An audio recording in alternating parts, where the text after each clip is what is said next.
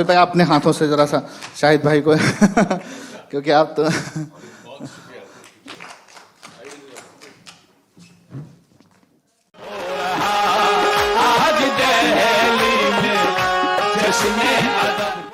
इससे पहले कि मैं नवेद भाई की तरफ मुखातिब हूँ, नवेद भाई को आप जानते ही हैं, अपने बारे में एक छोटा सा इंट्रोडक्शन देना चाहूँगा कि मैं एक ब्रॉडकास्टर हूँ, न्यूज़ चैनल्स के साथ कई साल काम किया और उसी दौरान नवेद भाई से भी एक बार मुलाकात रही। जो पहली मुलाकात थी वो एक यादगार किस्सा भी है बल्कि मेरे लिए। तो एक बार कुछ साल पहले एक न्यूज़ चैनल में इत्तेफाक हुआ, नवेद भाई और हम लोग वहाँ पर साथ में काम करने का एक सुनहरा मौका, खूबसूरत मौका मिला मुझको।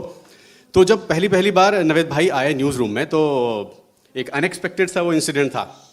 अचानक आए और हम उनके फ़ैन भी थे और सुनते भी थे। नए हमने रेडियो शुरू किया था FM रेनबो पर।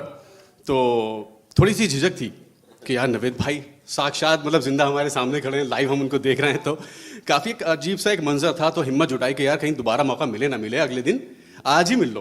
कि नरमी के साथ पेश आया, कोई एटीट्यूड नहीं, कोई बनावट नहीं, कोई दिखावा नहीं। जैसे ये रेडियो पर सुनाई देते हैं हकीकत की ज़िंदगी में ऐसे ही हैं। ये सच बात है, मैंने आजमाई है क्योंकि मेरा वो तजुर्बा रहा। उस न्यूज़ चैनल के दौरान हमने रात में हम लोग देर से शूट किया करते थे प्रोग्राम, तो बड़ा मज़ा आता था, बहुत ही हम एंजॉय करते थे, पूरा एक मस्ती वाला माहौल रहता था। और उसी दौरान नवेद भाई से और भी मुलाकातें रहीं तो जानने का मौका मिला। रेडियो हमेशा से, जब से ये जैसे इंटरनेट है और सोशल मीडिया हैं, इन सब से भी पहले से और बहुत पहले से सबसे बड़ा मीडियम रहा है जन जन तक, एक आम और ख़ास हर इंसान तक पहुंचने का। इन्फॉर्मेशन, एजुकेशन और जितनी भी तरह की चीज़ें होती हैं, वो एंटरटेनमेंट हो, आर्ट एंड कल्चर हो, तमाम चीज़ों के लिए वो, बल्कि समाज को एक मोड़ देने के लिए भी एक बहुत बड़ा माध्यम, एक ज़रिया रहा है। तो नवेद भाई से मैं सबसे पहले बस यही बात करूँगा कि नवेद भाई, जैसे आपकी आवाज़ जो है, आपका जो अंदाज़ है रेडियो मिर्ची के माध्यम से जिस तरीके से आप पहुँचते हैं, तो उसमें आपका एक एंटरटेनमेंट का भी एक फैक्टर रहता है, फ़न का। लेकिन साथ ही साथ आप हमेशा से, मैंने ये खुद से गौर किया है, एक मैसेज भी आप देते हैं समाज, सोसाइटी के लिए। किस तरीके से आप कर पाते हैं? क्या वो बहुत मुश्किल होता है या क्या आप देने की कोशिश करते हैं आवाज़ के ज़रिए अपनी समाज को?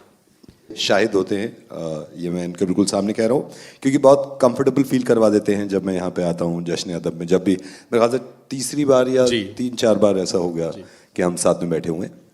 और जितने लोग देख रहे हैं मुझे यूट्यूब और फेसबुक पे शायद लाइव चल रहा है जी, तो आपका भी बहुत बहुत शुक्रिया कि आपने वक्त निकाला। और क्योंकि हालात ऐसे हैं तो हमें अब ज़्यादा जिम्मेदारी का एहसास होने लगा। अब शाहिद साहब का जो सवाल था कि रेडियो, पहले मैं थोड़ा सा अपने बारे में ये बता दूं कि जितना बता रहे थे शाहिद कि जब मैं न्यूज़ चैनल पे इनसे मिला था तो मैं खुद नर्वस हो रहा था क्योंकि ये ज़्यादा सीनियर थे न्यूज़ में। मेरे ख्याल से आप पहले आ गए थे उस न्यूज़ चैनल में जी। मैं बाद में आया था क्योंकि मुझे रेडियो का तजुर्बा था और शायद साहब पहले से कर रहे थे। आप पहले कर रहे थे शायद। हाँ। तो मुझे लग रहा था कि जैसी इनकी हालत थी, फिर मुझे लग रहा था यार ये न्यूज़ के लोग हैं, टीवी के लोग हैं, इनसे पता नहीं बात हो पाएगी या नहीं। लेकिन यहाँ से दोस्ती हो गई और जान पहचान हो गई। अब ये रेडियो की जो जिम्मेदारी आपने बताई, मैं बहुत हंसी मजाक करता था और करता हूँ और मैं चाहता भी यही हूँ शाहिद भाई के मैं सिर्फ हंसूं रेडियो पर, क्योंकि मैं खुद नहीं चाहता मायूस होना, मैं खुद नहीं चाहता परेशान होना। तो मैं प्रैंक कॉल, पता नहीं आप में से कितने लोगों ने, जो ये आप देख रहे हैं, मुर्गा करके एक प्रैंक कॉल आता है, आपका जो हाँ, वो लोगों को पसंद आने लगा, लेकिन उसमें सिर्फ मजाक होता था। आपने सिर्फ रेडियो के जरिए नहीं, आपने और दूसरे मीडियम्स के जरिए भी वो काम किया। जैसे मैंने आपके बहुत सारे वीडियोस देखे, इवन आपने अभी कोविड के दिनों में भी बहुत सारे ऐसे पैगाम देने की कोशिश करी रेडियो के अलावा, वीडियो के जरिए भी, कि भाई ये चीज़ें ज़रूरी हैं और मेरा ये शायद ये फ़र्ज़, ये ड्यूटी बनती है कि मैं ये बातें उन अपने लिसनर्स तक, अपने फैंस तक पहुंचाऊं, क्योंकि वो मुझे सुनते पसंद करते हैं, वो अमल भी करेंगे। तो वो कैसा एक्सपीरियंस रहा? मतलब सोशल मीडिया के थ्रू कोविड-19 के बारे में आपने बहुत सारी चीज़ें भेजी, फैलाई, तो उनका क्या आपको फीडबैक मिला? किस तरीके के लोगों का रिएक्शन आया? वक्त ऐसा था शाहिद भाई के मेरे ख्याल से सबसे ज़्यादा असर लग रहा था मुझे अपनी बात का। मैं खुद ये क्यों कह रहा हूँ, क्योंकि जब इंसान को कोई चीज़ सुनने को मिलती थी या देखने को मिलती थी, क्योंकि ज़्यादातर लोग घरों पर थे, वो पूरी तवज्जो दे रहे थे उस चीज़ पे। कोविड-19 की जब शुरुआत हुई थी तो मुझे खुद नहीं मालूम था कि सोशल डिस्टेंसिंग का भी ख्याल रखा जाता है। बस ये हुआ था कि चाइना से कोई बीमारी शुरू हुई है, वो आते आते जैसे गाइडलाइंस आई तो मुझे ही पता चला। देखिए सिंपल बात यह है कि ये जिम्मेदारी हर इंसान पूरी कर रहा था, अब आप पूरी कर रहे हैं। अब जाहिर है सब दूर दूर बैठे हुए हैं। मास्क, जब मैं कॉलेज में था शाहिद भाई, तो हमारा ऐसे ऑडिटोरियम था, तो मैं जानता हूं कि क्या क्या चीज़ें गुजरती हैं लोगों पे। तो यहाँ पे कोई जज आए या कोई चीफ गेस्ट आए इस पे और बोलने लगे, और आधा घंटा बोले, 1 घंटा बोले, और मैं पीछे सुन रहा होता था और हमें समझाने लगे, तो मेरे दिल से एक आवाज आती थी, और वो आवाज होती थी, अबे हमें मत बता, हमें सब पता है, चल। तो मैं इस चीज का बहुत ख्याल रखता हूं कि जब मैं खुद झेल रहा था तो ऐसा ना हो कि दूसरे लोग झेलने लगे, क्योंकि मैं अभी भी सीख रहा हूं लोगों से। मैं सिंपल सिर्फ ये कहता हूं कि मैं प्रीच नहीं करना चाहता, मैं एक तरीका ऐसा, अब ये कुदरती कुछ हो गया कि तरीका बोलने का, वो कोविड के दौरान मैंने लोगों को अंदाजा दिलाया, जैसे गरीबों की मदद करो, औरतों की इज्जत करो, किसी मजहब के बारे में बुरा ना करो, ये कहो जरूर, लेकिन उसका तरीका बदल लो, उसको समझाने का तरीका, ताकि हिट कर जाए और उसकी नफ्स पकड़ लो। बस ये कर रहा हूं मैं, शायद कि मैं थोड़ी सी नफ्स पकड़ने लगा हूं बस। बिल्कुल। और जैसे आपने कहा कि आपने लगातार वो कोशिश जारी रखी जी, लोगों ने असर लिया, ऐसी बात नहीं कि नहीं, लेकिन जाहिर है कि नेगेटिव पॉजिटिव सब तरीके के रिएक्शंस हमें मिलते हैं और उसके लिए हमें तैयार भी रहना पड़ता है। जैसे आपने बताया कि आपने उनको एहसास करवाने के लिए इतनी बड़ी बात बोली, जो बहुत बड़ा रिस्क था आपकी अपनी एक इमेज के लिए भी, बहुत बड़ा सवाल था कि वो किस तरह के अल्फाज आपके खिलाफ इस्तेमाल करें और फिर किस ढंग से ले, शायद फ़ोन काट देते जी, लेकिन आपने अपने तौर पर उस कोशिश को जारी रखा। मैं समझता हूँ कि ये शायद प्रोफेशनलिज्म से हट करके थोड़ा सा एक हमारा जैसे जिम्मेदारी जो सोसाइटी की तरफ बनती है वो भी थी कि भाई ठीक है, बुरा मानेगा, लेकिन मैं अपनी बात कम से कम कह करके ये तसल्ली होगी कि मैंने अपनी बात, एक सही बात, एक अच्छी जायज़ बात मैंने कह दी, शायद उस पर असर हो जाए। और असर होता है आमतौर पर, जो हमने नोटिस किया। आपने पिछले दिनों में, काफ़ी सालों से जैसे आप लगातार करते रहे, आपने कम्युनल हार्मनी के लिए जो कास्टिज्म और जैसे मजहबों के बीच में जो थोड़ी सी रंजिशें कभी कभार किसी वाक़ये की वजह से, कभी किसी हादसे की वजह से हो जाती हैं, आपने हमेशा उसके लिए कोशिश की कि मैं अपनी तरफ से एक काम ये करूं कि चलो मेरी ये जिम्मेदारी एज एन इंडिविजुअल बनती है, एज एन आरजे बनती है, एज एन इंडिविजुअल बनती है कि मैं अपनी तरफ से वो मैसेज दूं, ताकि शायद कुछ लोगों में, 100 में से अगर 10 लोगों पर भी उसका असर होगा तो शायद फिर जब वो फैलेगा तो वो एक मल्टीप्लिकेशन है, कि जैसे कहते हैं ना कि एक पॉजिटिव ऑरा, आपने एक अच्छी बात कही तो दूसरे तक पहुंचेगी, यार ऐसी बात कही और जाहिर है वो बिल्कुल सच्ची बात थी, शायद हम गुस्से में, जुनून में उसको नहीं समझ पाते। मैं ये जानना चाह रहा था कि क्या कभी ऐसा भी हुआ कि आपको बहुत ज़्यादा इन तरह के केसेस में नेगेटिव फीडबैक मिला हो, लोगों ने कुछ बुरा भला कह करके आपको डिमोरलाइज किया हो? कई मर्तबा ऐसा हुआ है, और मेरा मानना भी है कि अगर आपको नेगेटिव कमेंट्स नहीं आते या आपको ट्रोल नहीं किया जा रहा थोड़ा बहुत जी, तो आप कहीं ना कहीं कुछ ना कुछ गड़बड़ कर रहे हैं। ये जिंदगी का एक हिस्सा है, और इसको अब मान लेना चाहिए कि जब आप ये देखें ना, आप रेडियो छोड़ दें, अभी शाहिद साहब बाहर निकले और सिर्फ गरीबों की मदद करते चले जाएं और 1 किलोमीटर तक चलते रहें, सब बहुत तारीफ करेंगे, लेकिन उसमें से 10 लोग जरूर होंगे ऐसे जो ये कहेंगे इसमें इसकी कुछ गरज होगी जी, और ये इनसे कुछ काम करवा रहा होगा, या हो सकता है ये भी दिमाग में आए ये खुद बिठा रखे हैं इसने दिखाने के लिए।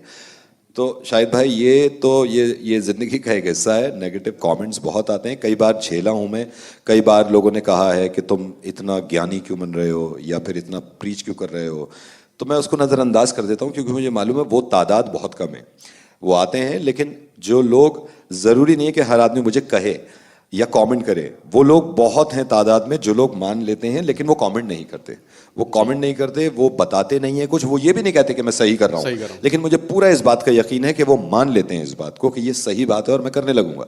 तो मेरी कोशिश यही रहती है, जैसे मैं कह रहा था कि मैं एक इंसान से बात करता हूँ, आपने बताया वो मल्टीप्लाई होता रहता है। एक आपको मैं किस्सा बताता हूँ, इसलिए इसको ना जरा फील करके देखिएगा कि मैंने ये सोचा था। एक बार हमारी दिल्ली में बहुत ठंड पड़ रही थी, ये 2 साल पहले का वाकया है, बहुत ठंड पड़ी, उस टाइम पे शायद ये हो रहा था कि 0 डिग्री पहुंचने वाला है, लास्ट दिसंबर में, और जहां हमारा ऑफिस है उसके बगल में नहर है, मतलब हम फिल्म सिटी में है, डीएनडी के नीचे यमुना की बराबर में, कभी आप जाके देखें ना, डीएनडी क्रॉस करेंगे तो यमुना की बराबर में, अगर आप महारानी बाग से नोएडा की तरफ जा रहे हैं तो अपने राइट पे देखिएगा, वहां पर कुछ झोपड़पट्टियां हैं बहुत ज्यादा।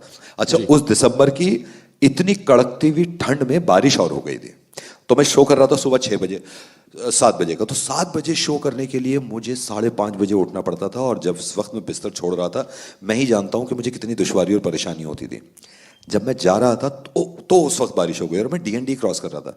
अब ये झोपड़पट्टियां जो है, इसकी तरफ मेरा जहन गया, वो झोपड़पट्टियां जब बारिश हो जाती है ना, 15 दिन लग जाते हैं उनको सूखने में, मतलब उनके बिस्तर सूखने में, उनके लिहाफ गद्दे सूखने में।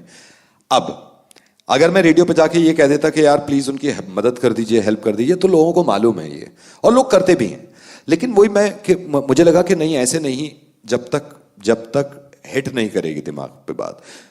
तो मैंने रेडियो ऑन करा, माइक, और ये कहा कि अगर आप मुझे कितने सालों से सुन रहे हैं और मोहब्बत करते हैं तो एक चीज़ आज मेरी मान लीजिए, इसके बाद चाहे ज़िंदगी भर मत मानिएगा। अब जब मैं ये कह रहा था तो मेरे जहन में था कि शायद कुछ लोग सुन रहे होंगे। फिर मैंने कहा अगर आप इस वक्त डीएनडी से होते हुए नोएडा आ रहे हैं तो ज़रूर मान लीजिएगा। तो चलो, सारी दिल्ली में डीएनडी नहीं है, 50 लोग 150 लोग डीएनडी से आ रहे होंगे। मैंने कहा अब आप जब डीएनडी पे आ गए तो प्लीज़ मेरे कहने से अपनी गाड़ी का ज़रा सा 3 इंच शीशा नीचे कर लीजिए। मैं ये अज्यूम कर रहा था कि शायद कुछ लोगों ने करा होगा, ज़रूरी नहीं है कि सबने करा हो। आई एम श्योर कि ये मेरे कहते ही ये नहीं है कि जादू हो गया सबने नीचे कर लिया, कुछ लोगों ने करा होगा। अब जब शीशा नीचे हो गया आपका तो मैंने कहा कि प्लीज़ आप एक काम करिए कि अपने हाथ का, उंगली का, इसको पोरवा कहते हैं हम, एक छोटा सा हिस्सा बाहर निकाल लीजिए। मुझसे बहुत प्यार करते हैं आप तो प्लीज करिए ना। अब उन्होंने शायद निकाल लिया हो। मैंने कहा जब आपने बाहर निकाल लिया तो प्लीज जब तक डीएनडी खत्म ना हो जाए ना, ऐसे ही रखिएगा। अब मैं ये तसव्वुर कर रहा था कि शायद किसी ने रखा हो। जब डीएनडी खत्म हो गया और मैंने कहा कि जब आपकी ये उंगली सुकड़ रही हो ना, इसे अंदर करके अब अपने राइट की तरफ देखिएगा। जो झोपड़पट्टियां पड़ी हुई हैं उसमें जिस्म अकड़ गए हैं ऐसे इस बारिश की वजह से। तो अगर हो सके तो आज ही खरीद कर या पुराने आप लिहाफ या गद्दे वहां दे आए। शायद मेरे पास फोन बहुत सारे नहीं आए, जरूरी नहीं कि हर आदमी फोन करके ये कहने लगे कि हम करेंगे, लेकिन जितने लोगों के आए ना उन पे इतना असर हुआ था और मुझे ये लगा था कि मेरी जॉब ये पूरी हो गई। अगर मैं यही कहता यार जरा देख लेना, बहुत अच्छी बात है गरीबों की मदद करना और खासतौर से, तो वो असर नहीं होता। इसीलिए मुझे लगता है कि हर बात कहने से पहले 5 बार सोचें कि सिर्फ अपनी एनर्जी वेस्ट कर कर और सिर्फ ये कहकर बात पूरी कर कर नहीं, उनके दिमाग तक पहुंचना है और दिमाग को टटोलना है। यही कर रहा हूँ और इंशाल्लाह यही करता रहूँ। बिल्कुल, आप अपनी फील्ड में और अपने काम में बेहद कामयाब हैं और सूरती जो है वो मेरे ख्याल है कि बरकरार रहेगी। तभी शायद इतने रेडियो स्टेशन बढ़ भी रहे हैं लगातार, प्राइवेट स्टेशन बढ़ रहे हैं, रीजनल और कम्युनिटी रेडियो बढ़ रहे हैं लगातार। शायद इसी वजह से कि उसकी अपनी खूबसूरती है। जिस तरीके से जैसे आपने कहा ये टीवी का जो मीडियम है वो शायद ना एक बायस कह लीजिए या अंधेरा जिसे वो फैला रहा है बजाय रोशनी के, लेकिन रेडियो कभी ऐसा नहीं करता। रेडियो आपको हमेशा एंटरटेन कर रहा है, लाइवली अपने आपको पॉजिटिव रहने की सलाह दे रहा है, आपको बुरी चीज़ों से बचाने की कोशिश कर रहा है, हमेशा आपको गाइड कर रहा है किसी भी तरीके से। वो आपका जो मिर्ची मुर्गा था, द मोस्ट पॉपुलर प्रोग्राम है आपका, और आपको जो मैं समझता हूँ कि जो बुलंदियाँ दी हैं, तरक्की की बुलंदियों पर पहुँचाने वाला प्रोग्राम, वो एक उसका बहुत बड़ा रोल भी है। तो कभी कोई ऐसा इंसिडेंट ऐसा हुआ हो कि जिसमें आपने अपने आप को बहुत ही मतलब प्राउड फील किया हो कि यार वाकई आज तो मैंने कमाल कर दिया? कुछ ऐसी बातें जैसे अक्सर आप करते थे, प्रैंक्स बनाया करते थे, लेकिन मकसद आपका वही रहता था कि यार किसी को हंसाओ भी और एक बात भी पहुंच जाए। जी, मुर्गा अव्वल के आप सही कह रहे हैं कि वो मुर्गा ही है जो वजह है कि आज मतलब आप और हम जानते हैं एक दूसरे को, और भी वजहें थोड़ी बहुत हो सकती हैं, लेकिन ये एक बड़ी वजह है कि लोग पसंद ज़्यादा करने लगे। वैसे आप इस बात से अंदाज़ा लगाएं कि मैं आपसे कितनी मोहब्बत करता हूँ कि आपकी मोहब्बत में पिछले तकरीबन 13 सालों से गालियाँ खा रहा हूँ। गालियाँ सुन रहे हैं, मैं वही कहने वाला था। 13 सालों से। और परेशानी ये भी नहीं है कि गालियाँ खाना, परेशानी ये है कि किस किस तरह की। और कुछ तो लोग ऐसे हैं, एक साहब ने मुझे गाली दे दी तो मैं सोचने लगा कि यार इस गाली में ना तो मेरे अब्बू हैं, ना माँ है, ना कुछ है, ये दी किसको है। तो मैं उनसे कह रहा था भाई ये सिर्फ मतलब बता दो मुझे। तो मुझसे बोला वाह मतलब हम नहीं बताते, मतलब खुद अंदाजा लगा ले तू। तो अब ये अंदाजे मुझे लगाने पड़ते हैं कि वो कहना क्या चाह रहा है। हाँ, कि उसने तो दे दी, अब मेरा काम है कि ये किसको जाके लग रही है, पहले इस तरफ जा रही थी फिर लगा। तो उसके बावजूद मुझे लगता है कि अगर एक आदमी का जरा सा भी दिल तोड़ के, जो कि मैं लिमिट क्रॉस नहीं करता, बिल्कुल, अगर एक आदमी को जरा सा गुस्सा आ भी गया और जिसकी वजह से हमारी दिल्ली की तकरीबन 1 करोड़ की आबादी से भी ज्यादा लोग खुश होते हैं सुनकर, तो इतना तो कुर्बानी देना बनता है इस शहर के लिए। बल्कि शहर ही नहीं, अब तो डिजिटल की वजह से बहुत सारे जगहों पर नेशनली बल्कि हिंदुस्तान से भी बाहर। मुर्गा की शुरुआत रेडियो से नहीं हुई थी, मुर्गा की शुरुआत मेरे बचपन से ही हुई थी। अच्छा, रेडियो पे तो मैं क्योंकि मुझे मालूम थी कि मैं ऐसी चीज करता हूं, तो मैंने उनसे कहा था कि आप मुझे करने दीजिए, क्योंकि फितरत नहीं बदलती इंसान की, वो नेचुरल है कि वो नेचुरल है। जब मैं कॉलेज में था ना तो मुझे याद है, अच्छा ये चीज़ मैं सिर्फ आप ही को बता रहा हूँ, ये आप सभी को मालूम है कि रैग करना गलत है, किसी की भी रैगिंग लेना गलत है। उस टाइम पे हमें नहीं था अंदाज़ा, जब हम पढ़ रहे थे। जिस कॉलेज में मैं पढ़ रहा था तो 2 जूनियर थे और हम 3-4 सीनियर थे, तो हमने उनसे कहा कि चलो मुर्गा बनो। रैक करना शुरू कर दिया। अब जब वो मुर्गा बन गए दोनों ऐसे, लिटरली वो वाला मुर्गा ऐसे निकाल के और कान पकड़ के, जी, वो बचपन में जो बना करते बचपन में जो बनाया करते थे। किसी ने जाकर प्रिंसिपल से कंप्लेंट कर दी, और हमने अंदर से दरवाजा बंद कर रखा था, तो किसी ने जाके प्रिंसिपल से कंप्लेंट कर दी कि वो अंदर सुना है कुछ सीनियर मुर्गा बना रहे हैं बच्चों का, नए का। अब ये प्रिंसिपल और उनकी पूरी टीम भागते हुए आई, और हमारी क्लास काफी बड़ी थी और हमने अंदर से चटकनी लगा रखी थी। ये भागते, और हम 3 दोस्त रैक कर रहे थे 2 को, और ये 2 मुर्गा बने हुए सामने। अब भागते हुए आए और धड़ धड़ धड़ धड़ धड़ दरवाजा पीटने लगे। जान निकल गई उस वक्त, पैरों तले जमीन निकल गई कि आज मतलब यहां से एडमिशन खत्म होगा। अब तीनों मुंह देख रहे हैं एक दूसरे का, और उससे कह रहा हूं मैं कि यार ये मुर्गा, मैंने कहा तुम मत बनो, अब उठ जाओ, तो वो कमबख्त उठ नहीं रहे, वो इतने पक्के वाले बन गए। और मैं कह रहा हूं कि उठ जाओ, खत्म हो गया, तो नहीं उठ रहे, नहीं उठ रहे। अब हम तीनों ऐसे खड़े थे, हम 3 ऐसे खड़े थे, और वो वहां मुर्गा बने हुए थे। वो शायद इतनी तेज तोड़ा, उन्होंने गार्ड्स भी थे, कि वो चटकनी टूटने लगी। जैसे ही मैं देख रहा था कि चटकनी टूट गई है, मैं जल्दी से भागा और उनके साथ मुर्गा बन गया। और मेरे दोस्तों को प्रिंसिपल ने पकड़ा दोस्तों को प्रिंसिपल ने पकड़ा और ले गए ऑफिस, और उनको 1 महीने तक नहीं आने दिया क्लास में। तो यहां से मैंने शुरुआत करी थी। जो पहला मुर्गा बना था, पहला मुर्गा वो ये बना था मैं। और फिर मुझे खूब बनाया टीचर्स ने, तो मुझे गुस्सा भी आता था। अब जाहिर है टीचर्स हैं तो उनके साथ तो इज्जत से ही रहना, कुछ नहीं कर सकते। फिर मैंने सोचा बदला लूंगा। अब ऐसा बदला ले रहा हूँ कि पूरी दुनिया से ले रहा हूँ, पूरी दुनिया से बदला ले रहा हूं, लगातार लिए चले जा रहे हैं। वो भड़ा से निकल रही हैं कि जब कुछ नहीं कह पा रहा था तो अब बनाएंगे। लेकिन वो आपकी खास बात रही कि वो आपकी पर्सनैलिटी में पहले से शामिल था, लोगों के साथ हंसी मजाक करना, प्रैंक करना, और वो आपका करियर भी बन गया। वो फिर उसी तरह चलता रहा जी। लेकिन नवेद भाई, एक चीज़ यहाँ पर मैं जानना चाहूँगा, जैसे आपने शुरुआत करी बचपन से, आपने जैसे आप शरारती थे, मतलब बहुत ज़्यादा, और शरारतें करते रहे लगातार, तो क्या करियर तक आने से पहले भी ये शरारतों का सिलसिला जारी रहा, या अचानक से ही कुछ? नहीं, रेडियो के बाद तो और बढ़ा है, मतलब पहले रेडियो, जैसे आप जब तक रेडियो आपने शुरू करा, उससे पहले भी आप दोस्तों के साथ, फैमिली के साथ? बहुत ज्यादा। जब मैं कॉलेज में था तो क्योंकि मैं कह रहा हूँ ना, देखिए कोई भी किसी को कोई चीज़, जैसे अब शाहिद भाई हैं, इनके ज़रूर कहीं ना कहीं फैमिली से ही कोई चीज़ आई होगी जो इतना अच्छा बोल लेते हैं, या इतनी समझ और सूझबूझ रखते हैं। नो डाउट कि एजुकेशन और ये तालीम चीज़ें इंप्रूव करती हैं। ये कोई आपके दिमाग में ठूस नहीं सकता जबरदस्ती कि आप हंसा सकते हैं, जी। और हंसाना, मैं ये नहीं कह रहा हूं कि मैं ही हंसा सकता हूं, बहुत से लोग मुझसे बहुत बेहतर हैं, बस माइक नहीं है शायद उनके पास। तो ये बचपन से था मेरे, कि लोग ये समझते हैं कि ट्रेनिंग दी गई। कोई मुझसे कह रहा था कि ट्रेनिंग दी जाती है इसकी। ट्रेनिंग नहीं, मैंने ये शुरुआत में शुरू किया। मेरे एक बहुत अजीज दोस्त हैं जिनकी शादी हुई थी, और शादी में हम कोई भी चीज़, मुझे लगता है कि नॉर्मल नहीं करनी चाहिए। मुझे आपको मालूम है, ये भी बड़ा मुश्किल से बैठा हुआ हूँ कि हम नॉर्मली बैठे हैं, अदब है, तहजीब है। तो मुझे मालूम है, मैं तो फटूंगा बाहर जाके जब यहाँ से निकल जाऊँगा, है ना। तो मुझे अब भी थोड़ी सी दुश्वारी हो रही है कि कुछ ना कुछ तो करना चाहिए था। लेकिन तो उनकी शादी हुई, तो हम प्लान कर रहे थे कि क्या गिफ्ट दिया जाए। अच्छा, क्योंकि खास दोस्त की शादी थी तो हमें तैयारी करनी थी सारी, क्योंकि उस ज़माने में वेटर्स इतने नहीं होते थे। आप जब शादी में जाते हैं ना, तो अब तो वेटर्स होते हैं। पहले दोस्त, अजीज, रिश्तेदार यही संभाल लेते थे, सब लोग मिलकर संभालते थे। हाँ, तो हमें जिम्मेदारी दी गई कि तुम एक काम करो। अकील नाम था उनका, तुम अकील के देख लेना, शादी वलीमा होगा, रिसेप्शन होगा, कमरा, उनके कमरा सजाने की भी जिम्मेदारी हमें दी गई।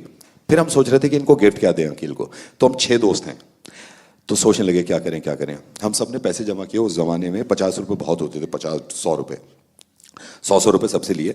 और पुरानी दिल्ली में एक चिड़िया बाजार है। चिड़िया बाजार के पीछे बहुत पुरानी चीज़ें मिल जाती हैं, कबाड़ी बाजार भी कहा जाता था उस जमाने में। हम वहाँ से ना अलार्म क्लॉक खरीद के लाए थे, बहुत सारी सस्ती, क्योंकि इनका कमरा सजाना था हमें, और इनकी शादी हुई थी। तो हमने क्या करा, हम तकरीबन 25 अलार्म क्लॉक खरीद के लाए, और 25 अलार्म क्लॉक को 15-15 मिनट के गैप पे अलार्म लगा के इनके कमरे में छुपा दिया, और ऐसी जगह में छुपाया जहां ये ढूंढ ना सकें। अच्छा। अब शादी है इनकी, मतलब रात काली करने का पूरा आपने जो है, हाँ, रात में आए कमरे में, अहलिया साथ में, और प्यार मोहब्बत की बात शुरू ही हुई थी कि पहला अलार्म बज गया। अब 15 मिनट लग गए और ढूंढने में, कहाँ है, यहाँ आया गद्दे के नीचे। फिर बात शुरू हुई तो कि दूसरा बज गया। तो हमने इतने अलार्म सेट किए थे कि सुबह 7:30 बजे तक ये अलार्म ही बंद करता रहा, और फिर अलार्म बंद करने के बाद इसने जिंदगी भर के लिए बात बंद कर दी। आपको मालूम है, अभी बोलता नहीं है हमसे वो। हमने कई मरतबा कहा कि यार अरे छोड़ दे, अब गलती हो गई। बोला नहीं यार, इतना थोड़ी, मतलब इतना थोड़ी होता है। लेकिन नवेद भाई ये तो बहुत ही यूनिक आपका आइडिया था। हाँ, वो कोई मतलब सोच मुझे नहीं लगा, सकता। वो शायद मान भी जाता, कह रहा है इतना थोड़ी होता है, चल 2 बजे तक का लगा देता हूँ, उसके बाद तो कह रहा तूने भी यार 7 बजे तक का। तो जब तो रेडियो दूर दूर तक नहीं था, लेकिन फितरतें हैं कुछ जो फितरत नहीं है जी, बदलती। बिल्कुल, जो आपके साथ लगातार रही, आपकी पर्सनालिटी का हिस्सा रही वो। और फिर रेडियो आते आते फिर आपने जो शुरुआत करी, हालांकि वो नहीं थी शुरुआत इस तरीके के प्रैंक्स खेलने की, लेकिन शुरुआत हुई आपकी, जैसे आपने बताया कि डॉक्टर लव और दूसरे प्रोग्राम्स के साथ। तो जैसे शुरुआत जो हुई इस तरह के प्रोग्राम की, तो कोई इंसिडेंट था या कुछ प्लान करके आपने कि ये प्रोग्राम अब करना चाहिए? जो मुर्गे की शुरुआत करें जी, रेडियो पे शुरुआत ऐसे हुई थी कि एक इनका रेडियो मिर्ची का ही एक सेगमेंट हुआ करता था, मैं उसका नाम भी भूल गया, जिस जमाने में मैंने ज्वाइन किया था। तो ये लोग क्या किया करते थे कि सिर्फ दिवाली पर, दिवाली के आसपास एक किसी को प्रैंक करते थे। जो मुझसे पहले एक साहिबा थी, पल्लवी नाम था उनका, जो मेरा वाला शो करती थी जी, वो करती थी सिर्फ दिवाली पर। तो ऐसी बातचीत हो रही थी, उन्होंने कहा कि तुम्हें मालूम मैं एक जमाने में ये करती थी। तो मैंने कहा क्या पल्लवी? तो उन्होंने सुनाया, तो प्रैंक की शक्ल में कुछ था, बहुत अच्छा था। अच्छा, तो आप हंसे थे उसके ऊपर? तो मैं हंसा, खूब हंसा, और ये कहा कि पल्लवी मैं ये कर सकता हूँ। तो उन्होंने कहा कि तो बात कर लो तुम जाके अपने सीनियर से जो हमारे स्टेशन हेड थे। मैंने कहा कि आप एक मौका दे के देख लीजिए, मैं कर सकता हूँ ये। वो पहला दिन था जब मैंने फ़ोन किया, किसी को कम अच्छा लगा, कई लोगों को नहीं अच्छा लगा, लेकिन फिर दोबारा कॉल किया तो वो ज़रा सा अच्छा लगा, फिर कई लोगों को उस पर भी एतराज़ हुआ। लेकिन वो बढ़ते बढ़ते बढ़ते पहले दिवाली पे कहा कि दिवाली पे करो, तो मैंने दिवाली का इंतज़ार किया। फिर कहा कि अब एक काम करो, अच्छा लगा दिवाली और ये जितने फेस्टिवल्स आते हैं सब पे किया करो। फिर वो और अच्छा लगने लगा, बोले एक काम करो, तो वो फेस्टिवल के occasionally इंतजार होने मत लगा करो, फिर। हफ्ते कर लो, हफ्ता में, एक हफ्ते में, फिर रोज, फिर दिन में कई मर्तबा। फिर ये हो गया कि दिल्ली में ही नहीं, मुंबई, यहाँ सब जगह। सब फिर जगह। बाद में वो चंक्स बना करके बीच बीच में भी डाले वो जाने बीच लगे। बीच में, हाँ, जो और जिनको भी programs promos चल रहे करते हैं, लेकिन आपके जी। वो बीच बीच में चलते थे। जी, हम उसमें मिर्ची मुर्गा। चलते रहते हैं जी। जरा से। तो एक तरह से वो हाईलाइट फैक्टर बन गया, उस रेडियो की पॉपुलैरिटी में बहुत बड़ा उसका रोल रहा है। जी, तो अभी आगे क्या कुछ नया आपने प्लान किया है? जैसे आप करते रहते हैं हमेशा हालात के मद्देनज़र, सिचुएशंस को देखते हुए। अभी मैं ये जानना चाह रहा था कि कोई ऐसा रिसेंट आपकी नज़र में है कि आज प्लान कर रहे हैं कुछ ऐसा जिसमें कोई सोशल मैसेज, समाज के लिए भी कोई पैगाम जाए, कुछ ऐसा प्लान आपका आगे? नहीं, इंतज़ार कर रहा हूँ जब इंशाल्लाह ये पूरी तरह नॉर्मल हो जाएगा। और मुझे ऑन ग्राउंड बहुत चीज़ें करनी हैं, लोगों की, बल्कि लोगों की नहीं, अपनी खुशी के लिए भी। और कुछ चीज़ अगर वैसे ऑन ग्राउंड, क्योंकि रेडियो तक पहुँच गया, डिजिटल पे भी पहुँच रहा हूँ, मैं चाहता हूँ कि ऐसे बैठ कर हफ्ते में एक बार या 15 दिन में एक बार उल्टा करें। मतलब उल्टा कैसे? कि आप मुझे सुनते हैं रेडियो पे और अब भी मुझे सुन ही रहे हैं माइक पे। शायद मैं चाहता हूँ कि उल्टा हो जाए, कि मैं हफ्ते में एक बार आऊँ, 15 दिन में एक बार आऊँ और मैं सिर्फ सुनूं, क्योंकि मेरा दिल चाहता है बहुत सुनने के लिए। और अब भी मैं जितना बोल रहा हूं या जितनी चीजें बोल रहा हूं, मैं सुन सुन के लोगों से, शायद पता है चक्कर क्या है, लोग, ये भी एक खिदमत खल्क कहता हूं मैं इस चीज को, मतलब कि लोगों की मदद करना जी, कि आप लोगों को सुने बेहतर, उससे आपका भी फायदा है। मैंने इतना सुना लोगों को, इतना सुना है कि मैं हर तरह के इंसान से, अब देखिए 2 तरह के इंसान है, एक वो जो कैब बुक करता है और चुपचाप चला जाता है अपने डेस्टिनेशन पे, एक वो जो कैब बुक करता है और खूब बातें करते हुए जाता है ड्राइवर से। कुछ लोग झेल भी जाते हैं कि यार कितना बोल रहा है ड्राइवर, लेकिन यकीन करिए कि झेलाने के बावजूद भी 5 चीजें ऐसी देके जाएगा जो आप अपने शो में इस्तेमाल कर लें। शो में भी नहीं तो आपको ये पता चल जाएगा कि कितनी फितरतों के लोग हैं, कितने, मतलब एक ऐसा तजुर्बा हो जाएगा। तजुर्बा हो जाएगा। अब आप देखिए ना, आप देखिए फैन मोमेंट में आपको बताता हूँ, कहने को तो बहुत फैन है, लेकिन मैं एक बार गया था वहाँ रुड़की, IIT रुड़की ने इनवाइट किया था, तो वो ड्राइवर साहब, मैंने बताया था आपको शायद, हम पिछली बार ड्राइवर साहब ले जा रहे थे, तो वो फैन निकले बहुत बड़े।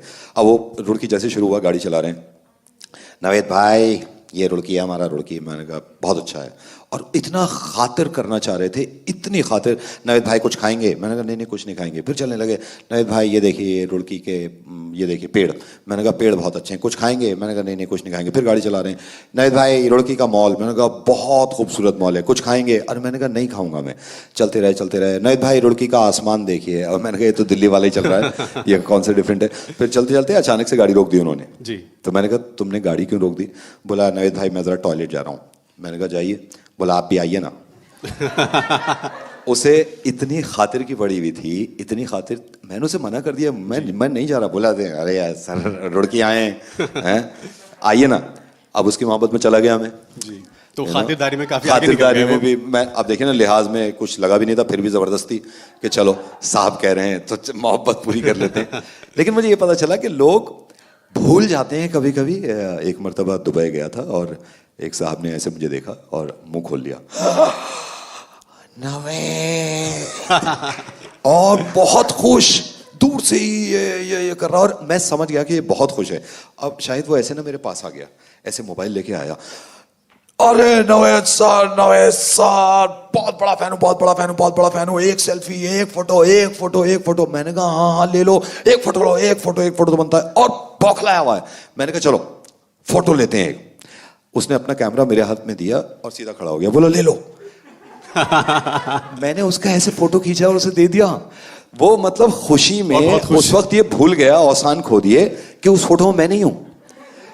वो दरअसल यकीन नहीं कर पा रहा था ना आपको अपने सामने देख मतलब करके। नवेद भाई सामने खड़े। एक तो ये होता है सबका, सर जिंदा देख रहा हूं, एक तो पता नहीं मरने, लोगों को इंतजार है कि ये मरा हुआ कब मिलेगा, सर जिंदा देख रहा हूं, जिंदा पहली बार जिंदा देख रहा हूं। तो ये चीजें जो हैं ये लोगों से ही शायद मैं सीख रहा हूं। लोगों से बात करने में बहुत मजा आता है, वक्त देना चाहिए।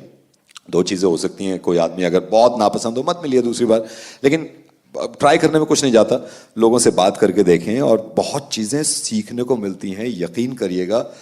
ये तो हम जब भी मिलते हैं, वहां हमदर्द में भी मिले थे जी। फितरतें ऐसी होती हैं कि मुझे ना शो की तैयारी करनी नहीं पड़ती, मुझे आप लोग या जो सुन रहे हैं वो ही करवा देते हैं मेरा शो। कुछ दिन पहले की बात है, बल्कि 1 साल हो गया होगा, एक लड़के का फोन आया तो कहने लगा, नवेद भाई I have a girlfriend, Shweta नाम है। तो मैंने कहा अच्छा, अरे वाह। मैं जब लाइव नहीं गया था, बोला आप श्वेता का मुर्गा बना दोगे? मैंने कहा आज तो नहीं बनेगा क्योंकि आपको मेल करना होगा, हमारे यहाँ ये प्रोसीजर है कि मेल करिए। बोला सर प्लीज श्वेता का बर्थडे आज, बना दो। मैंने कहा नहीं बन सकता आज। बोला श्वेता से प्यार करता हूँ, श्वेता से शादी करनी है, श्वेता से मोहब्बत है। मैंने कहा हो नहीं सकता। कहने लगा सर देख लो प्लीज, आपको आपकी माँ की कसम है। तो मैंने कहा बन तो अभी नहीं, अभी भी नहीं बनेगा। गर्लफ्रेंड की कसम देनी चाहिए थी उसको। हाँ कि करा के नहीं, उसके बाद तो रुका नहीं है। मैंने कहा नहीं भाई, माँ की कसम के बाद भी हम नहीं मना सकते। बोला देख लो सर, कसम दे रखी है माँ की, कभी माँ मर सकती है। अब बजाय गुस्सा आने के मुझे प्यार सा आया कि यार ये कितना घुल मिल गया जी। मैंने कहा ठीक है, कौन है श्वेता? बोला सर श्वेता गर्लफ्रेंड है, मेरी जान है, मेरी जिंदगी है, मुझे शादी करनी है, ये वो करना है। तो मैंने कहा ठीक है लाओ नंबर दो श्वेता का जल्दी से, और चुप रहना तुम, अब मैं लाइव डाल रहा हूँ, तुम सिर्फ सुनना। बोला ठीक है ठीक है। अब जैसे ही मैं नंबर मिलाने लगा, इसकी मासूम सी आवाज आई, नवेद सर दिल मत तोड़ना श्वेता का। मैंने कहा क्यों? क्योंकि श्वेता मेरी जान है, श्वेता मेरी जिंदगी है, श्वेता से शादी करनी है, श्वेता। अरे मैंने कहा नहीं तोड़ रहा, फिर मिला रहा हूँ, याद है ना, दिल नहीं तोड़ना, श्वेता मेरी जान है, श्वेता मेरी जिंदगी है, श्वेता है। मैंने इसी गर्लफ्रेंड को फोन किया, श्वेता का मोबाइल स्विच ऑफ जा रहा था। मैंने कहा हेलो, तुम्हारी गर्लफ्रेंड श्वेता का मोबाइल बंद जा रहा है। बोला ओ हो, एक गर्लफ्रेंड और है पूजा, उसको मिला के देखो यार। अरे यार ये सारा लाइव चल रहा है, तो मुझे कुछ करने की जरूरत है, मैं तो हाँ हूँ ही कर जो है। तो अगर मैं उस वक्त उस इंसान का इस बात पे फोन काट देता कि माँ की कसम दी है, माँ कभी मर सकती है, तो शायद यहाँ तक पहुंच ही नहीं पाता, जिसकी वजह से आप तो यहाँ कम लोग हैं, जब पूरी दिल्ली हंस रही थी और बहुत मजे ले रहे थे कि यार ये कमाल आदमी था। तो ये जो लोग हैं ना, हम जिनमें शामिल हैं, यही सब करवा देते हैं। बस ये है कि थोड़ा सा करीब चले जाए, आजकल नहीं, अब तो सोशल डिस्टेंसिंग। बिल्कुल हाँ, हमारे जो फैंस हैं वही तो बना रहे हैं। अगर वो ना पसंद करें या ना सुने, या शायद हमें वो कभी कभी नेगेटिव फीडबैक ना दें, गालियां ना दें, तो शायद हम जो हैं वो ना बन पाएं। तो वो लिसनर्स से ही उस आरजे की वैल्यू है या उस रेडियो स्टेशन की वैल्यू है, क्योंकि वो उन्हीं के लिए है, आप ही के लिए है, और आप ही की वजह से वो कामयाब है, या जो भी आप उसको समझते हैं। तो नवेद भाई, एक मूवी है ओम शांति ओम, उसका एक डायलॉग है कि किसी चीज को अगर शिद्दत से चाहो तो पूरी कायनात उससे तुमसे मिलाने की साजिश में जुट जाती है। ये मैं मानता ही नहीं। अच्छा है, आप जरूरी नहीं है कि शाहरुख खान ने कहा है तो मैं अपना बना लेता हूं, और मैं ये कहता हूं कि किसी चीज को अगर शिद्दत से चाहो तो बेटा काम कर लिया कर, कायनात ऐसी नहीं बैठी चाह रहा है, काम करना बहुत जरूरी है, समझे? कायनात भी जब आती है जब काम करोगे। तो प्लीज मेहनत करें और दिल लगा के मेहनत करें, और उम्मीद रखें कि गलत हो गया और मुझे अब नहीं करना चाहिए। क्या कभी ऐसा आपके साथ हुआ कि आपको लगा कि यार बहुत हो गया बस अब? एक बार इसका जिंदगी भर अफसोस रहेगा मुझे। और प्रॉब्लम ये होती है कि जो लोग मुझसे प्रैंक करवाते हैं वो शायद या तो पूरी इन्फॉर्मेशन नहीं देते कभी कभी, और गलत कह देते हैं। तो मुझे अच्छी तरह याद है, हालांकि मैंने देखा है कि आप बाद में फिर अपोलोजाइज करते हैं। मैं माफी मांग लेता हूं कि भाई देखो ये सिर्फ इसलिए। हाँ, माफी मांगने में कोई हर्ज नहीं है। तो और गलती अपनी हो तो जरूर देर भी नहीं करनी चाहिए। तो मैंने एक साहिबा को फोन किया था और मुझे कुछ समझ में नहीं आ रहा था, और मैं उस वक्त बहुत प्रेशर में था, तो फोन उठा के मैं रोने लगा था। जैसे ही उन्होंने फ़ोन उठाया तो मैंने कुछ प्लान भी नहीं किया था और मैं रोने लगा था बहुत कि इन्हें कुछ डराऊंगा। ये पहले की बात है, हो गए होंगे 5-6 साल। मुझे बिल्कुल अंदाज़ा नहीं था कि उनके घर का एक मेंबर हॉस्पिटल में एडमिट था। तो मैं आज तक इस चीज़ के लिए शर्मिंदा हूँ कि मुझे थोड़ी सी या तो तैयारी करनी चाहिए थी या फिर उनसे पूरी बात पूछ लेनी चाहिए थी कि मैं किस तरह शुरुआत करूँ, क्योंकि उन्होंने कहा आप कुछ भी कर देना, ये इनका प्रैंक कर देना। और क्योंकि उन साहिबा की भी जायज़ बात यह है, क्योंकि वो हॉस्पिटल में कोई है और अचानक से किसी ने फ़ोन किया और कोई रो रहा है, बहुत गुस्सा किया था उन्होंने, और जितना भी किया वो भी कम था जिस सिचुएशन में वो थी। और मैंने बहुत माफ़ी मांगी उनसे, बाकायदा रिटन में अपॉलॉजी लिखी, मिर्ची से भी कहलवाया, टाइम्स ऑफ इंडिया के लीगल डिपार्टमेंट से भी कहलवाया। तो बात इतनी लेकिन मुझे अफसोस इस बात का आज तक है कि उन्होंने उस वक्त तो माफ़ नहीं किया था। फिर मैंने मेल्स वेल्स भी काफ़ी लिखे। अब देखिए, इंसान हूँ और ये मैं एक्सेप्ट कर रहा हूँ कि ये बहुत बड़ी गलती हुई थी मुझसे, मतलब किसी इंसान को इस तरह डरा देना। तो उस दिन से अहद कर लिया था मैंने कि मैं अपनी अपनी लिमिट क्रॉस नहीं करूंगा और कोशिश ये करूंगा कि ज़्यादातर प्रैंक्स ऐसे हों जिससे किसी का दिल ना दुखे बहुत ज़्यादा।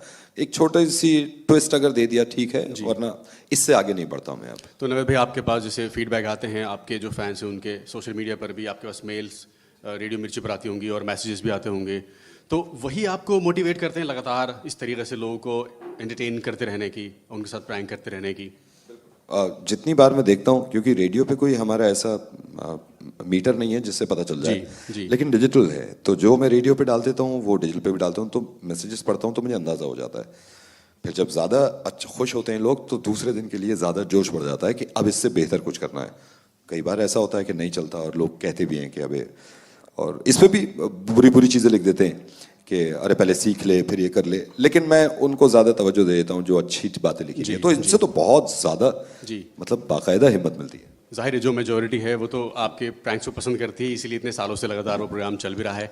अच्छा, हम आपके जैसे और रेडियो के अलावा जो आप प्रोग्राम्स करते रहते हैं, जैसे टीवी के लिए भी आपने काफ़ी प्रोग्राम किए हैं, पास में भी किए हैं, आप लगातार करते रहे हैं, तो उनमें और रेडियो में आपको क्या फ़र्क लगा? आपको ज़्यादा मज़ा क्या वही रेडियो में आता है या टीवी में आपको कुछ नया एक्सपीरियंस लगा, कुछ मज़ा ज़्यादा आया क्योंकि आप उसमें दिख भी रहे हैं? मैंने 1 साल के लिए अपना शो छोड़ दिया था रेडियो, हालांकि मैं प्रैंक करता था लेकिन मैं शो नहीं करता था मॉर्निंग। तो मैंने कपिल शर्मा के साथ तकरीबन 20 एपिसोड किए थे। आप लोगों ने पहचाना नहीं होगा मुझे, मैं सरला जो उसमें कैरेक्टर है, कपिल की पड़ोसन, उनका दादा बना था। और बाकायदा वो दाढ़ी वाड़ी सब लगा के, तो आप शायद पहचान नहीं पाए होंगे। आप सर्च कर लीजिएगा, आरजे नवेद कपिल शर्मा करिएगा। उसमें भी बहुत मजा आया कपिल के साथ, लेकिन बहुत ज़्यादा मेहनत, मतलब मैं ये नहीं कह रहा कि रेडियो में मेहनत नहीं है, रेडियो में दिमागी मेहनत बहुत है कि मुझे सोचना, क्योंकि मुझे तस्वीरें बनवानी है। रेडियो को कहा जाता है थिएटर ऑफ माइंड। तो मैं अगर सिर्फ आपसे ये कहूँ कि एक आदमी है जिसने पेड़ की सबसे ऊंची डाली पकड़ रखी है, तो जहन में बनता है कि कोई लंबा आदमी है और ऐसे करके, तो हमें ये तस्वीरें बनवानी पड़ती है विजुलाइज रेडियो के जरिए से। कपिल के शो में फिजिकली बहुत मेहनत है और उसमें तसव्वुर तो करा ही नहीं सकते, जो कुछ है दिख रहा है, बस तसव्वुर यही है कि मैं बूढ़ा बन गया था जी। तो फिजिकली बहुत मेहनत थी, मतलब आप ये लगाएं कि पूरे शूट में हमें 6 घंटे लगते होंगे, तो सिर्फ मेरे मेकअप में ही 2 घंटे लग जाते थे। अच्छा, क्योंकि तो दाढ़ी काफी लगाना हेवी मेकअप उसमें हुआ करता था, थोड़ा और बूढ़ा बनाना। और मैं तो कह भी रहा था तुम्हें बनाने की जरूरत नहीं है, मैं बूढ़ा बन के वैसे भी दिखा दूंगा। 47 साल का हो जाऊंगा, 47 माशाल्लाह, अब मैं 47 का हो गया हूँ। नहीं, लेकिन आपको देख कर लगता नहीं ऐसा, वो मालूम 50 ही लगता है देख लेकिन हाँ, मैं 47 का हूँ। तो उसके बावजूद उनको कैरेक्टर ये था कि और ज्यादा ज़ईफ इंसान बनाना है। लेकिन शायद खूबसूरत चीज़ है रेडियो, आसान कई लोगों को लगता है कि बोलना ही तो है माइक पे, ऐसा भी नहीं है। मतलब ऐसा भी नहीं है कि नामुमकिन है और ऐसा भी नहीं है कि बहुत आसानी से हर आदमी कर ले। बहुत नहीं, मुझे लगता नहीं कि आसान है, क्योंकि जैसे आपने बताया कि विजुलाइज कराना होता है जो आपको लिसनर आपका सुन रहा है, क्योंकि वो महसूस कर रहा है उस चीज़ को आपकी सिर्फ आवाज़ से। जैसे आपने बताया कि बारिश का आपने उसको एहसास करवाया कि ऐसे ऐसे बारिश हो रही है, मौसम ऐसा हो रहा है, उंगली बाहर निकाल करके देखो, तो वो देख रहा है और उसको लग रहा है कि वाकई तो एकदम मुझे आपने विजुलाइज करा दिया, मेरी नज़रों के सामने मैं महसूस कर रहा हूँ उस चीज़ को। और इसी पर मुझे याद आया आपका एक और बहुत था, वो टाइटैनिक पर जिस तरीके से आपने बनाया था वो बहुत पॉपुलर हुआ, बहुत हिट हुआ, और कई बार ऐसा हुआ कि जैसे मुर्गा से ज़्यादा पॉपुलर होने लगा वो, और लोग बार बार आपसे डिमांड करते थे। और वो मुझे भी पसंद है, वो ज़ाती तौर पे मुझे मुर्गे से ज़्यादा कभी कभी अच्छा लगता है।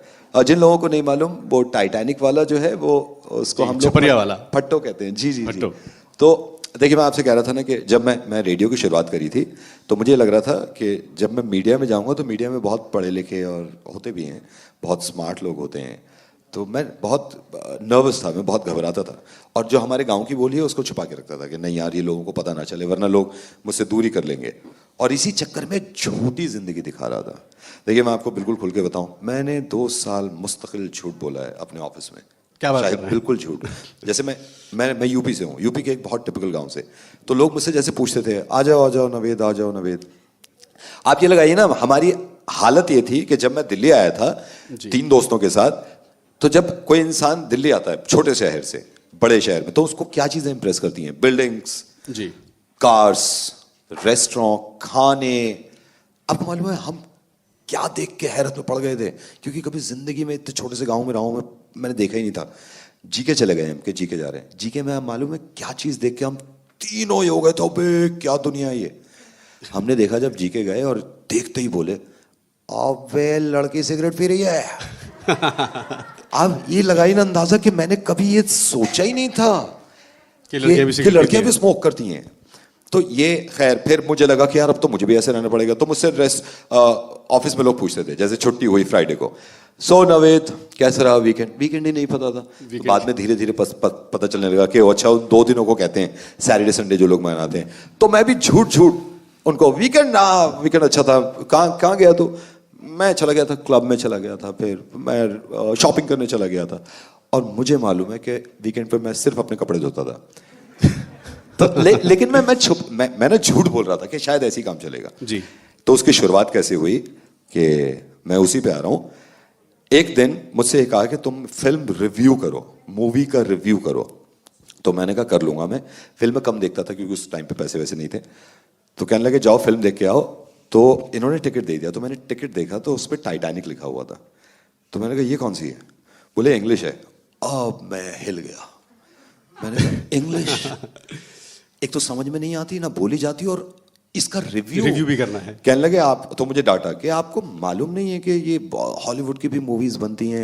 मैंने कहा नहीं मालूम है। फिर मैं इतराने लगा नहीं मालूम है, मैं तो ये कह रहा था आप चाहते हैं तो कर सकते हैं, कोई प्रॉब्लम नहीं है, लेकिन किसी और से करा लीजिए क्योंकि मेरे पास अभी तो दूसरा काम है। फिर डांट पड़ेगी नहीं दोनों काम करो। तो मैं चला गया। अब जैसे ऐसी ये सिनेमा हॉल है, यहाँ पे टाइटैनिक चल रही है, तो यहाँ बैठा हुआ आगे की सीट पे और यहाँ लोग बैठे हुए हैं। तो जो इंसान कर रहे थे, जो मैं वो झूठ बोल रहा था ना, यहाँ भी झूठ करने लगा मैं। तो सब फिल्म देख रहे हैं तो मैं ऐसे देख रहा था लोगों को। पहली बार इंग्लिश मूवी तो कोई ऐसे करने लगा ओ माय गॉड। तो मैं भी उसे देख के ओ माय गॉड। तो मुझे लग रहा था मैं इनका साथ दूंगा तो शायद मैं चमकूंगा। कोई कह रहा था वाह, तो मैं भी वाह धीरे से, कि इससे पता चलता है कि मैं तुझ जैसे ही हूँ। वापस आया तो जब मैं ऑन एयर जाने लगा तो मेरी रिया मुखर्जी हैं बॉस, अब तो छोड़ दिया उन्होंने कहा कि तुम्हें जो रिव्यू करना है ना वो ऐसा करना है कि हम पक गए हैं इस तरह की रिव्यू से, ना मैगजीन में हो, ना किसी सोशल मीडिया पे, ना टेलीविजन में। तो मैंने कहा ये कैसे होगा? कहने लगे नहीं कोई डिफरेंट करो, क्योंकि तुम्हारे सीईओ भी आए हुए हैं आज दिल्ली में। तो और ज्यादा घबराहट हो गई। और 5 मिनट रह गए ऑन एयर जाने में और मैं सिर्फ ये देख के आया हूँ फिल्म में कि एक बड़ा जहाज है, इसमें एक लड़का लड़की, बाकी सब मर गए, वो बचे हैं। और ये मेरे दिमाग में अब मेरे हाथ कब कब आ रहे हैं। अब जैसे ही ऑन एयर जाने वाला था मेरा फोन बजा और जैसे ही फोन उठाया तो ये मेरे गांव से था। तो मैं चिल्लाया कौन है जल्दी बोलो, माइक बंद था। तो वो मेरे गांव का एक दोस्त था। कहने लगा घबरा क्यों रहा है? मैंने कहा तुझे पता है मैंने मूवी देखी है और मुझे मूवी में वो करना है, रिव्यू करना है। तो कह रहा कर दे। तो मैंने कहा तुझे पता है इंग्लिश मूवी है? तो कह रहा कोई बात नहीं कर दे, गाँव की जुबान में कर दे। उसने ऐसे कह दिया होगा। तो ये आपको आइडिया उन्होंने दिया? एक बार तो दिमाग में आया कि कर ही देता हूँ। आप यकीन करिएगा उस दिन मैंने पूरा अपने गांव की जुबान में ही कर दिया। और जिन चीज़ों को मैं छुपा रहा था ना वो सारी चीज़ें उस रिव्यू में डाल दी।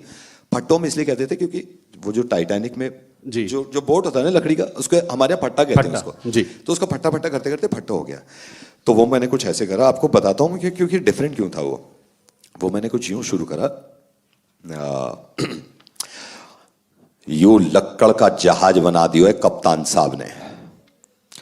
अब जहाज में हमारे लौंड जैक खड़ो सबसे आगे। अब जैक सबसे आगे खड़े होकर कह रहा है छपरिया हाथ चौरा ले। छपरिया कह रही मैं ना चौरा रही, मेरे अभी भी बगल के बाल बढ़ रहे हैं, मैं कल काट के आऊंगी जब चौराऊंगी। अब जहाज चल लो है, जहाज चल लो है। कप्तान साहब कह रहे हैं ड्राइवर साहब से और गार्ड से कि गार्ड भैया जब भी आइसबर्ग आवे चिल्ला दीजो। अब गार्ड पहले तो आइसबर्ग देख रहा है, थोड़ी देर के बाद वहां लौंडा और लौंडिया का चुम्मा देखना शुरू कर दिया वहां ने, वहां के चक्कर में आइसबर्ग में घुस गए और जहाज पूरा हजारों मार दिए। अब इन लोगों को इतना, लोग भूल गए टाइटैनिक की स्टोरी क्या हो रहा था, उन्हें याद है नवेद ने क्या बताया। फिर शायद जब लोगों को मजा आने लगा तो मैंने अधबद के वो गांव की सारी चीजें डाली जो मैं गांव में देखता था, पहले छुपा रहा था मैं जी। इतनी डाली जैसे मिसाल के तौर पे अब जहाज डूब गए हो, अब छपरिया कैरी जैक मैं तो से प्यार करूं मरियो मत। जैक बोला मौसे इतना प्यार करे तो थोड़ी देर को पानी में तो भी आ जा, मैं ठिठर रहा हूं या ठंड में ऊपर ही बैठी हुई लेकिन नीचे ना आ रही, कह जा रही है। जैक बोलो मैं तो बोर हो गया हो यार, क्या करें पानी पानी देख के। छपरिया बोली एक काम कर वो खेल लें गुड़ चिपक चिपक मक्के भिनक भिनक।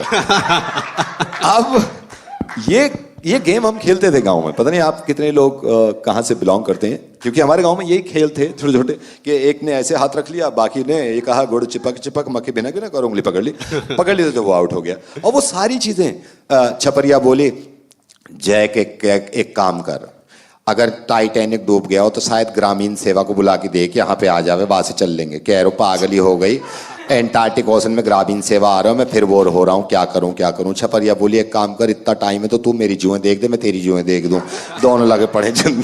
तो मैं क्योंकि गांव में देखता था खाली वक्त में कुछ महिलाएं एक दूसरे की जुएं देख रही हैं, बातें कर रही हैं, तो ये इतना पसंद आया लोगों को, इतना कि उन्होंने कहा कि अब तो रिव्यू ऐसे होगा और वो रोज होगा, तो वो रोज करना शुरू कर दिया। अच्छा, वो रोज भी करवाया गया फिर? रोज होता था। ये कहते थे टाइटैनिक के भाड़ में अब तुम आपको ये बताते रहो उसमें और क्या क्या हो रहा है। तो अब तक हो रहा है वो, मतलब 5 साल 6 साल पहले शुरू किया था और अब भी टाइटैनिक की स्टोरी चली जा रही है। मैं टाइटैनिक में सीएनजी भरवाता हूँ रोज, कि जैक कह रहा हूँ आज तो पेट्रोल महंगा हो गया, सीएनजी की लाइन में खड़ा कर दिया टाइटैनिक मैंने, तो जो गांव में देखता हूँ वो मैं टाइटैनिक में कर देता हूँ। लेकिन नवेद भाई ये तो वाकई मतलब सैल्यूट है आपको, ये तो कमाल की बात है कि लगातार आप उसको जो है टाइटैनिक को आज भी जिंदा रखे हुए हैं इतने जमाने बाद भी। मैंने नहीं डूबने दिया अभी, आपने नहीं डूबने दिया टाइटैनिक को और ना ही जैक को मरने दिया। नहीं मरने भी नहीं दूंगा उसको। मेरी तो फाइट ही है कि जब तुम इतनी मोहब्बत करती हो जैक से तो थोड़ी देर के लिए तुम भी पानी में रहो ना, उसके घुटने अकड़ रहे हैं वो दोनों जब मोहब्बत करते हैं एक एक करके बैठ जाओ ऊपर, या फिर दोनों लेट जाते हो उस पे, तुमने तो बहुत पार्शल हो गए तुम कि वो पकड़े हुए और तुम, तो ये सारी चीजें बहुत मुझे उम्मीद है इंशाल्लाह आप डूबने नहीं देंगे इंशाल्लाह। और ये वाला जहाज तो नहीं डूबेगा, इसको तो बहुत दूर तक लेके जाना है और मुझे पूरी उम्मीद है, और ये भी आप ही की मोहब्बत की वजह से कि आप ही से सीखकर और इस जहाज को धक्का लगवा रहे हैं। नहीं, लेकिन ये कमाल की बात है नवेद भाई की, ये आपका टैलेंट है, आपकी क्रिएटिविटी है कि आपने रेडियो को इस अंदाज में जिंदा रखा हुआ है और लगातार आप एंटरटेन कर रहे हैं और इंशाल्लाह आप लगातार करते रहेंगे। शायद भाई बहुत बहुत शुक्रिया और बहुत बहुत शुक्रिया सभी हाजरीन का, और नवेद भाई का मैं तहे दिल से शुक्रिया अदा करूंगा। रंजीत भाई भी आ गए हैं, जश्न अदब के हमारे फाउंडर कन्वीनर, और बहुत बहुत शुक्रिया इस प्रोग्राम को मुनक़्क़द करने के लिए, बहुत बहुत शुक्रिया, thank you so much. Naved भाई से तो हमारे के लिए बहुत तालियां नवेद भाई। और ये एक छोटा सा